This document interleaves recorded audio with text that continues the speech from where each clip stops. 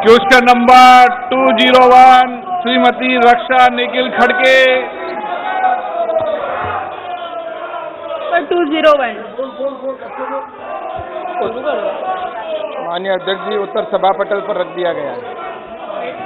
धन्यवाद अध्यक्ष महोदय।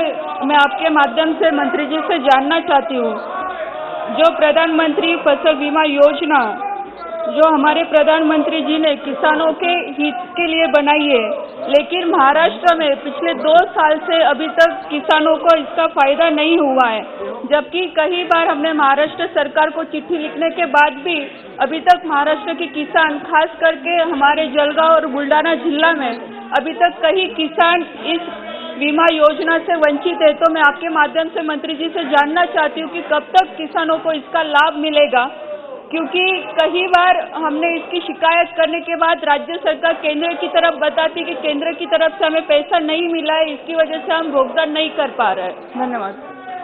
माननीय अध्यक्ष महोदय जी, जैसा कि सदस्य जी ने पूछा है क्लेम के विषय को लेकर, और जैसा प्रधानमंत्री माननीय नरेंद्र मोदी जी के नेतृत्व में नई फसल बीमा नीति जब से लागू हुई है, उसके बाद किसानों को क्लेम समय पर मिले, और इस दृष्टि से संज्ञा ध्यान में रखते हुए काम लगातार आगे बढ़ रहा है। और रही महाराष्ट्र की बात, तो महाराष्ट्र के अंदर भी जैसा कि अभी जो राज्य से जो अंश आना है 2020-21 का, वह राज्य अंश के रूप में 203 करोड़ रुपए हैं। वो जब भारत सरकार के पास में आ जाएंगे तो उसके बाद में भारत सरकार है वो रिलीज कर देगी। और दूसरा जो अभी जो कुछ नुकसान हुआ है और उसका आकलन है, वो राज्य सरकार और कंपनी के माध्यम से वहाँ पर संयुक्त टीम के माध्यम से आकलन किया जा रहा है, और वो आकलन जैसे ही आएगा तो आते ही उसका मुआवजा होगा वो निश्चित रूप से मैं सदस्य जी को कहूँगा कि वो अवेलेबल हो जाएगा। और कुल मिलाकर विषय है कि अभी जो वहाँ पर पेंडिंग है वो राज्य सरकार का अंश जो बाकी है वो आते ही भारत सरकार है वो महाराष्ट्र के जो किसान हैं उनको क्लेम उपलब्ध करवा दिया जाएगा। राव जाधव सेकंड क्वेश्चन पूछना चाहते हैं माननीय। हाँ सर, इसमें जब भी बीमा निकाला जाता है तो कंपनी को बैंक की तरफ से डेटा दिया जाता है। कई बार बैंक इसमें डेटा देते वक्त कई बार गलतियां करती है और इसका नुकसान किसानों को भोगना पड़ता है। तो मैं आपके माध्यम से मंत्री जी से पूछना चाहती हूँ कि अगर ऐसे वक्त में अगर बैंक गलती करती है तो इसके ऊपर हम क्या कार्रवाई कर सकते हैं?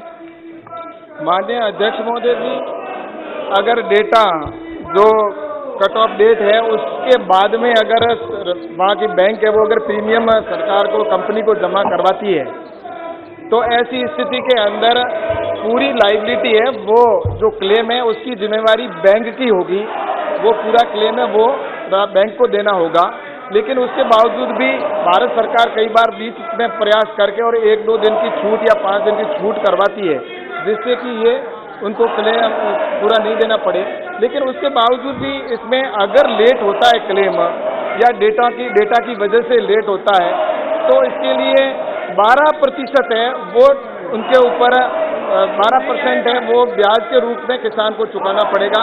और अगर राज्य सरकार इसमें देरी करती है तो राज्य सरकार को भी यही है कि उसको भी 3 माह के बाद में अगर करते हैं तो 12% उसके ऊपर ब्याज सहित उनको किसानों को क्लेम दिया जाता है। तो अगर बैंक भी अगर गलती करेगी या बैंक के डेटा की अगर कमी रहेगी तो इसके लिए किसान को परेशान होने की जरूरत नहीं है, किसान को पूरा क्लेम मिलेगा।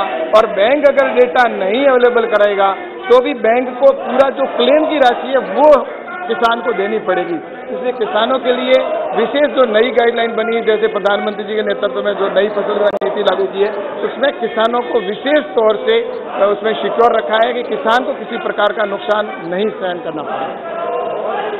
जाधव सप्लीमेंट